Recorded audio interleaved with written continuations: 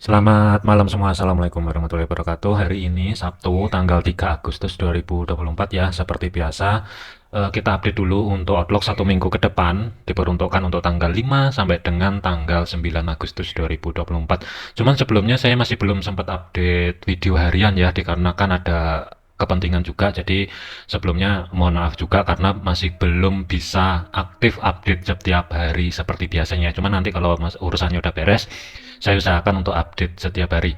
Dari segi teknikal ya, untuk video ini, baik teknikal ataupun fundamental ya, nanti kita akan bahas indeks dolar dan goldnya. Cuman kita masuk dulu ke bagian fundamental untuk satu minggu ke depan ini. Hari Senin itu ada Jepang itu rilis dari kebijakan moneternya dan ada PMI yang diperkirakan ini tetap ya. Kemudian dari zona euro juga ini yang berhubungan dengan pair euro tentunya yang akan menjadi dampaknya, akankah euro ini menguat lebih lanjut atau justru malah terjadi koreksi ataupun pelemahan lebih lanjut. Nanti kita juga akan cek di pair forex. Cuman untuk pair forex nanti saya akan pisah, tidak menjadi satu di video ini ya.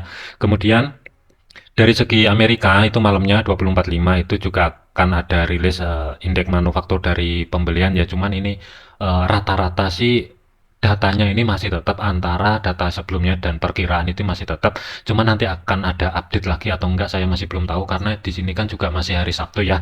Coba nanti hari Minggunya atau hari Senin pagi coba dicek untuk dari segi data ini ada perubahan dari perkiraan atau tidak. Kemudian yang terakhir jam 9 malam itu adalah ESM diperkirakan ada peningkatan dari 48,8 menjadi 51. Kalau misalkan itu terjadi untuk jam 20.45 sampai dengan jam 21 malam ya waktu Indonesia Barat ini, kalau misalkan data ini yang akan rilis nanti itu lebih tinggi daripada data yang sebelumnya, diperkirakan untuk positif indeks dolar mungkin akan terkoreksi ke atas terlebih dahulu. Tetapi kalau misalkan negatif lebih rendah daripada data sebelumnya, ada potensi untuk indeks dolar ini lanjut melemah. Kemudian hari Selasanya itu ada pidato dari anggota FOMC, kemudian jam setengah 12 ada Australia rilis suku bunga, ini diperkirakan juga tetap, cuman nanti fokusnya di pernyataan daripada kebijakannya ini akankah membuat Audi itu menjadi dovish atau hawkish, nanti kita juga akan cek lebih lanjut. Cuman kalau dari inflasinya itu diperkirakan tetap tidak ada pemangkasan ataupun kenaikan daripada suku bunga ya. Kemudian untuk malamnya sih sedikit sepi. Kemudian hari Rabunya tanggal 7 ini juga relatif sepi juga. Malam itu ada inventory minyak mentah, cuman ini nggak ada hubungannya dengan gold. Kemudian hari Kamisnya dari segi Amerika cuman ada satu data aja yang penting, itu adalah klaim pengangguran awal yang sebelumnya 249 itu diperkirakan masih kosong. Cuman kalau misalkan surprise klaim pengangguran itu ternyata turun di jauh di bawah 249, ini akan positif untuk indeks dolar ini sedikit menguat kembali.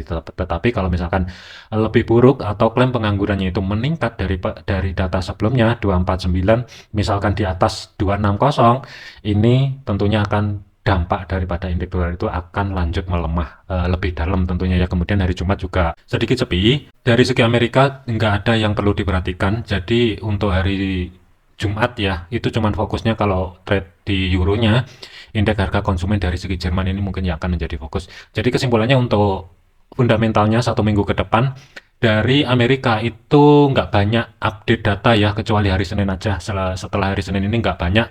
Kita masuk dulu ke teknikal dari segi indeks dolar. Untuk indeks dolar itu lanjut melemah, apalagi kemarin didukung dari NFP ya. NFP-nya itu parah banget.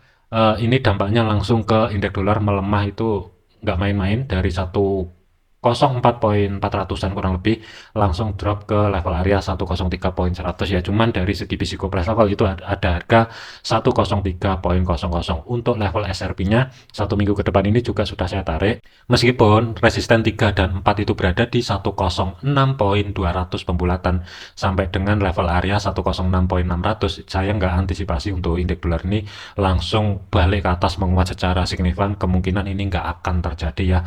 Tetapi yang akan menjadi fokus kita lihatin dulu zona tengah atau sebagai pivotnya itu berada di kisaran level area 103.96 dengan batas konfirmasi atas itu 104.17 dan batas konfirmasi bawah itu 103.75. Kemudian support minor saat ini itu berada di level area 103.40 ya, atau support pertama weekly saat ini berubah fungsi sebagai level area resisten.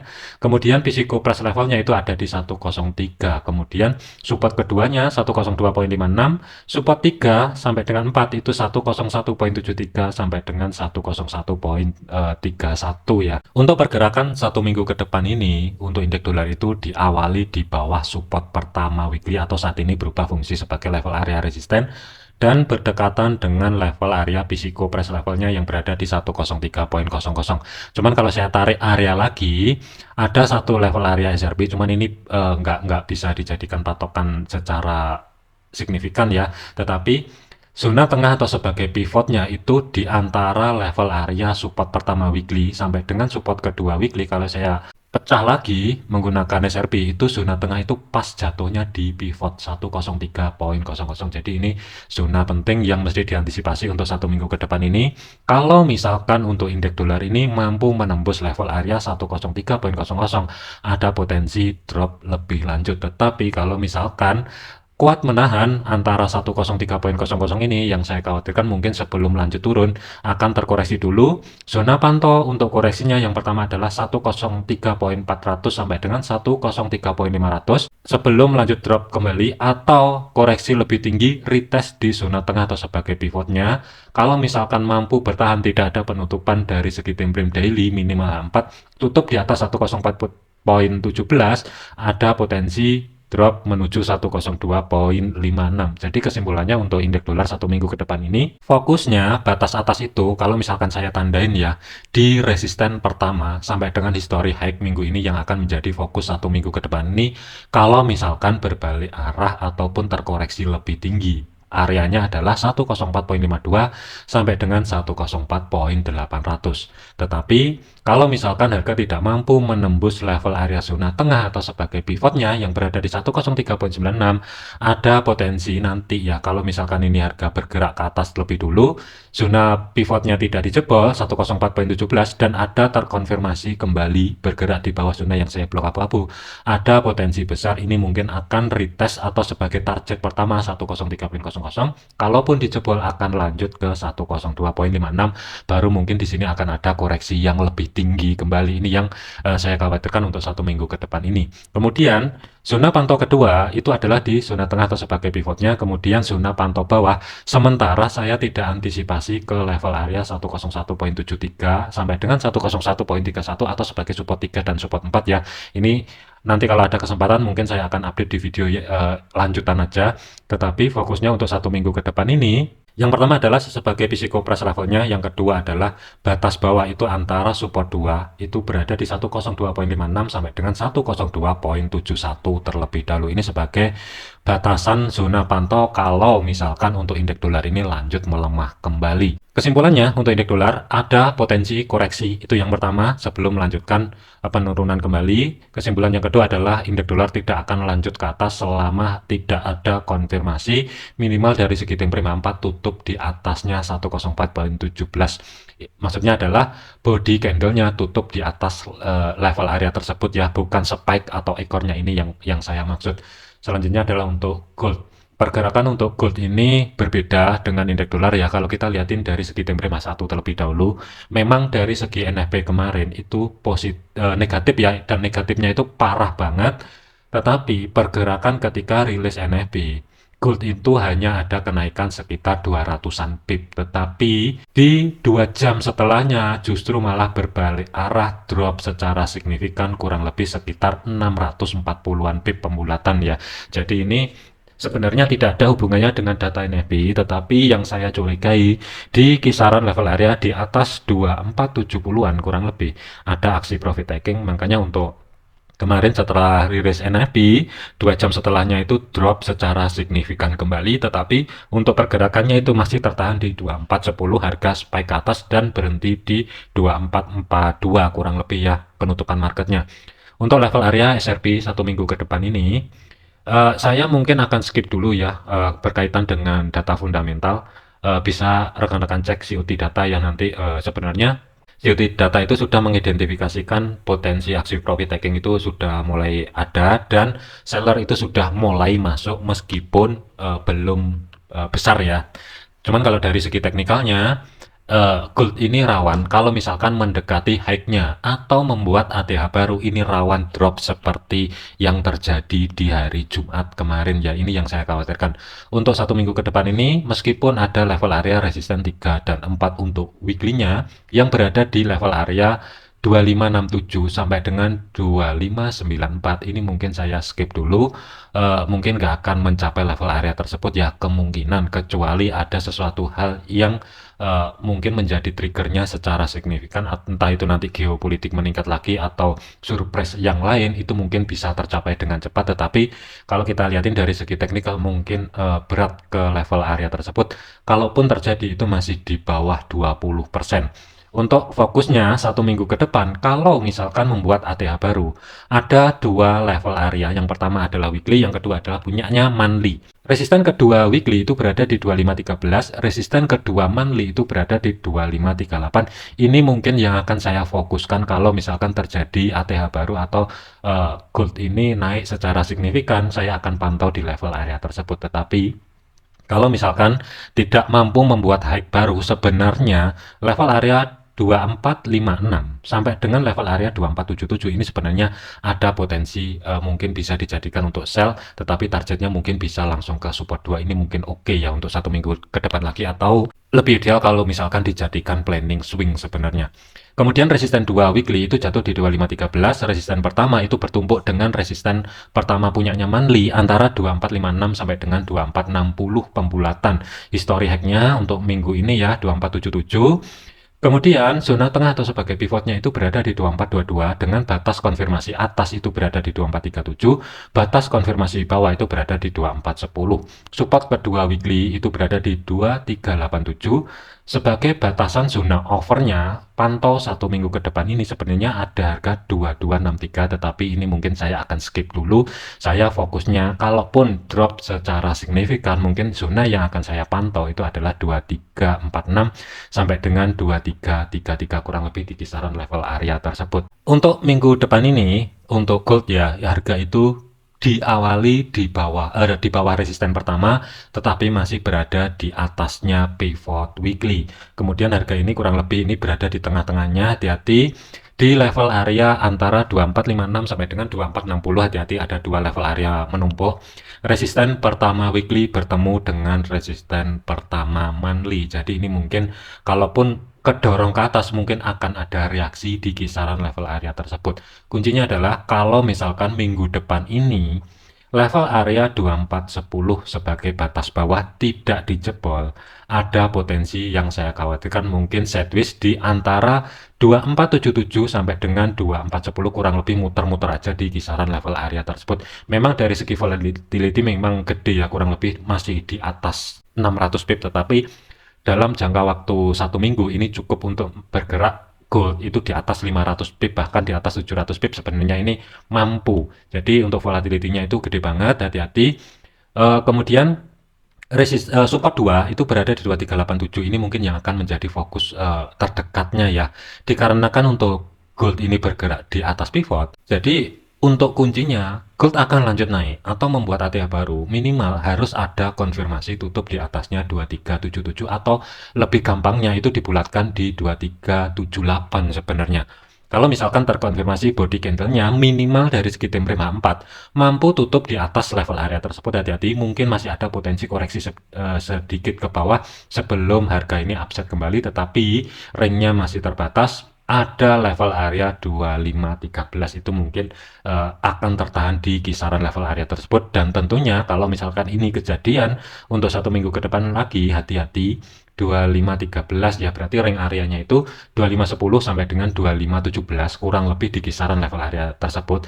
Kalau misalkan mampu kedorong ke atas, yang saya khawatirkan harga nggak bertahan lama, drop secara signifikan, dan itu dropnya yang saya khawatirkan itu lebih dari 1000 pip, itu yang saya khawatirkan kalau misalkan untuk gold minggu depan ini membuat ATH baru. Tetapi kalau kenaikannya itu masih tetap bertahan di bawah 2478, masih ada potensi ini mungkin yang pertama adalah sideways, yang kedua adalah koreksi lebih dalam. Kalau kita lihatin dari level area support pertama weekly, di sini sebenarnya juga ada zona demand, dan berdekatan dengan level area 2380 ya. Sebenarnya zona demand-nya atau zona yang saya pelurin ini mungkin yang akan menjadi zona pantau untuk 1 minggu ke depan sebagai target terdekatnya kalau misalkan gold ini terkoreksi ke bawah dulu sebelum lanjut ke atas. Mungkin saya akan planning cari ancang-ancang setup sell dikarenakan untuk gold ini harganya itu sudah berada di pucuk dan rawan terkoreksi lebih dalam, tetapi ada beberapa level yang mungkin saya akan pantau. Yang pertama adalah kalau misalkan gold ini nanti naik dulu dan harga tetap tidak mampu tutup di atas 2478, mungkin saya akan nyari sekali lagi konfirmasi pembalikan arah ketika gold ini bergerak di bawah 2459. Mungkin saya akan mulai masuk cari ancang-ancang setup sell. Kalau misalkan saya gambar untuk planningnya adalah cari harga di bawah 2459 kalau misalkan tidak mampu membuat high baru atau body candle-nya itu tutup di atas 2478 dari segi time frame H4-nya. Baru nanti cari konfirmasi pembalikan arah, harga bergerak di bawah 2459, ini mungkin skenario sell yang pertama ini akan aktif, tetapi hati-hati karena kelihatannya kecil tapi ini ringnya gede banget. Untuk stop loss itu antara 240 sampai dengan 250 pip, ini idealnya karena volatility-nya juga gede. Dari segi targetnya hati-hati di zona tengah atau sebagai pivotnya yang berada di 2423, ini mungkin ruang gerak sekitar 350 pip. Jadi untuk TP1-nya itu ada dua sebenarnya, bebas pilih. Di pivotnya 2423 atau 2410 sebenarnya sih nggak masalah, ruang gerak antara 350 sampai dengan 480-an pip ya, ini untuk target TP pertamanya. Tetapi kalau misalkan gold level area 2410 dari segi time frame 4 1 minggu ke depan ini, kalau ada konfirmasi tutup di bawah level area tersebut, mungkin ada potensi naik dulu, koreksi level areanya itu adalah 2423 sampai dengan 2437 sebelum drop secara signifikan. Ini yang saya khawatirkan. Kemudian untuk TP maksimalnya sebagai swingnya jangan jauh-jauh di bawah 2387 ya. Idealnya sebenarnya masih tetap berada di level area di atas 2390-an, itu ruang gerak sekitar 700 pip. Kurang lebihnya ini sebagai skenario yang pertama. Tetapi kalau misalkan untuk gold ini nanti lanjut ke atas terlebih dahulu dan ada konfirmasi harga ini bergerak di atas 2478 ya, dari segi time frame H4-nya itu mampu tutup di atas level area tersebut, ini mungkin kalaupun turun terlebih dahulu mungkin saya nggak akan manfaatin, tetapi ada level area sebenarnya berada di bawah 2513, kurang lebih areanya adalah 2510 sampai dengan 2517. Sebenarnya itu adalah ring area yang ideal untuk masuk ke market, cari swing sell-nya. Kalau misalkan saya gambar ya sebagai skenario alternatif yang kedua, mungkin sell itu akan ada lagi. Yang pertama adalah setelah membuat ATH baru dan harga ini tidak mampu bergerak di atas level area 2538, baru nanti kalau misalkan terjadi konfirmasi pembalikan arah yang valid, cari entry sell-nya itu. Kalau menurut saya itu lebih ideal jika sudah mampu bergerak di bawah 2513. Ini mungkin skenario sell alternatif yang kedua akan aktif, tetapi dari segi targetnya ini mungkin sedikit lebih lebar. Untuk TP1 itu berada di zona tengah atau sebagai pivot, ruang gerak sekitar 900 pip. Untuk TP2 itu berada di 2387, ruang gerak sekitar 1250 pip. Jadi gold itu mungkin saya mulai fokus cari ancang-ancang setup sell setelah terjadi konfirmasi yang valid. Untuk buy-nya mungkin saya tidak tertarik karena harga ini sudah mendekati high di tahun ini, jadi rawan kebanting ke bawah lebih dalam sebelum melanjut ke atas kembali. Itu yang menjadi pertimbangan untuk saya pribadi. 1 minggu ke depan ini planning saya adalah ancang-ancang cari setup sell. Jadi sebagai kesimpulannya masih ada potensi kenaikan, itu masih ada untuk gold, tetapi saya tidak fokus cari buy, tetapi saya akan fokus cari sell dengan catatan sudah ada konfirmasi yang jelas seperti yang saya sudah jelaskan di video ini ya, yang saya jelaskan tadi itu untuk planning saya 1 minggu ke depan. Kemudian target maksimal jangan jauh-jauh di level area 2387. Oke, ini mungkin gambaran saya pribadi. Ingat ya, jadikan video ini sebagai referensi, jangan dijadikan sebagai patokan. Kalau tidak sesuai dengan planning ataupun analisa rekan-rekan semua, jangan paksa masuk ke market. Segala bentuk jenis risiko ataupun kerugian menjadi tanggung jawab masing-masing. Sekian, terima kasih, sampai jumpa di video yang selanjutnya.